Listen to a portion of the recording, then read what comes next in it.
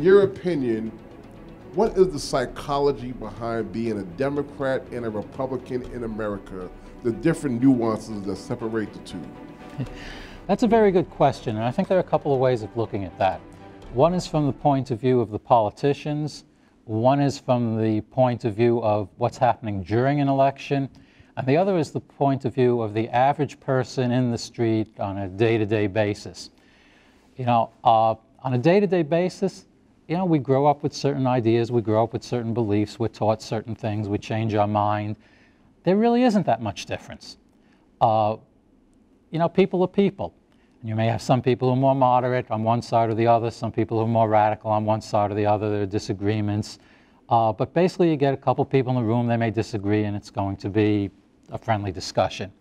On the other hand, once you bring in the actual elections, once you bring in the politicians, once you bring in the spin, then you start getting into a lot of divisiveness.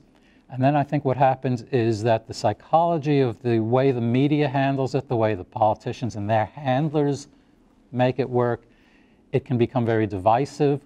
It plays to fear, it plays to anxiety, and we all have different fears and different anxieties which will lead us in different directions. I think that's where things get difficult and at times seem and are unresolvable, whereas if we didn't play as much to the psychology of fear and terror and anxiety, we'd all get along a lot better, and we'd be able to compromise a lot easier and get places faster. In light of the recent school shooting, if you were the psychiatrist assigned to treat the individual doing the shooting, how would you do it? And is there a possibility that that person could realistically be integrated back into society? You know, first let me say that obviously I don't know much about the perpetrator other than that was in the media, and you can't always trust that. So let me speak more generally. You know, the type of person who would commit an act like that has some serious problems. There's a lot of, I think, error in the media, in the public, when we talk about mental health, always connecting it to like depression, anxiety, schizophrenia, bipolar disorder. Generally, even people with severe disorders like that, which you can treat with therapy, which you can treat with medication, are not the type of people who are going to go out and do things like this. By and large, the people who commit horrendous acts like this have, just plain language, very warped personalities, very distorted views of the world. And you have to take each one individually. Some people you can make contact with and slowly bring them to see what they're doing, to have a different view on life. Honestly, some people you can never make contact with, and some people, even if you make contact with them, all they're going to do is try to manipulate you for their own purposes. So I can't give you a general sense of what I would do in every case other than try to understand the person. But the first determination I'd make is this someone who is at all treatable? And also, frankly, is it someone who I feel that I can make a difference with? Because some people might scare me, threaten me, and I don't mean a verbal threat, I mean just my sense might be threatened, or I might just feel so lost in how disturbed they are that I know that I can't do any good and I'd refer them on to someone else. Complex question, no easy answer.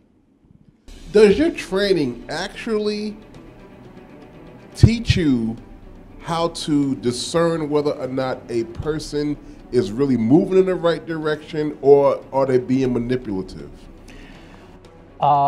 Yes and no. And you know, a lot of my answers are going to be like that.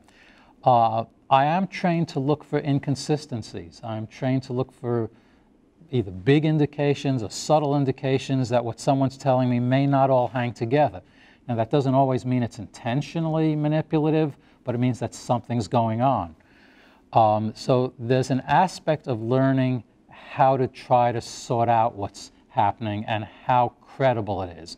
On the other hand, like I've said many times, even in legal reports that I've done, if someone is a talented actor or actress, they're going to fool me.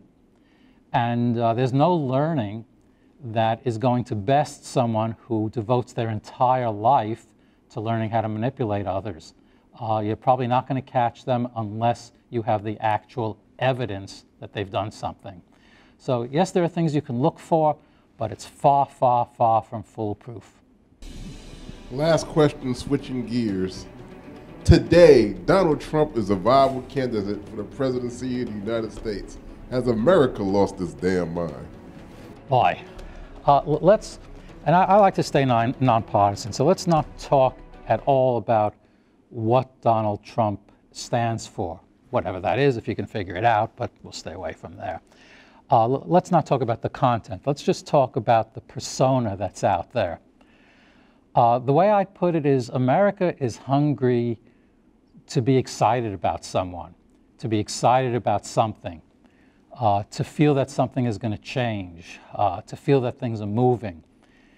And sometimes, whether it's on the left, whether it's on the right, whether it's up, whether it's down, we get caught up in the excitement of movement and don't realize that we're running in circles or not really going in the right direction. So yeah, he's very attractive to a lot of people, aside from what his policies are, just for the strange excitement he brings. Hey, it's a reality TV show brought into politics. That's interesting. That's fun. Is it good for the country? That's a different question. I'd like to thank you for joining me on Conversations with Dave, Dr. Dave. I usually don't do the doctor's bit a lot, but I hope that we can have interesting conversations on different issues, different points of view, and all go away feeling that it was worth the time. Thanks.